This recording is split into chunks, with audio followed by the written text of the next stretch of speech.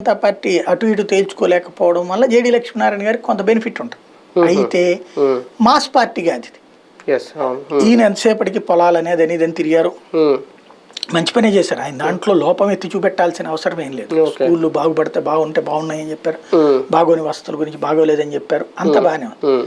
సమస్య ఏంటంటే ఒక పార్టీగా ఎమర్జ్ చేయడం అనేది ఆషామాషి కాదు. కాకపోతే మీకు కొన్ని పార్టీలు ఎట్లా ఉంటాయంటే ఇండిపెండెంట్గా పోటీ చేయడం కంటే పార్టీ పేరుతో పోటీ చేస్తే బెటర్ అన్నటువంటి కోణంలో. ఇప్పుడు మొన్న మధ్యన ఆయన ఎవరు తెలంగాణలో బీఎస్పీ పార్టీ చేయలేదు, ప్రవీణ్ కుమార్ గారు. అట్లాగే ఆంధ్రప్రదేశ్లో 2014లో మనకందరికి తెలిసింది ఏం గుర్తుంది, గెలిచిన పార్టీలు 3, కానీ 4 పార్టీలు గెలిచినాయి. అప్పుడు ఆ 4వ పార్టీ చీరాల ఎమ్మెల్యే ఆమంచి కృష్ణ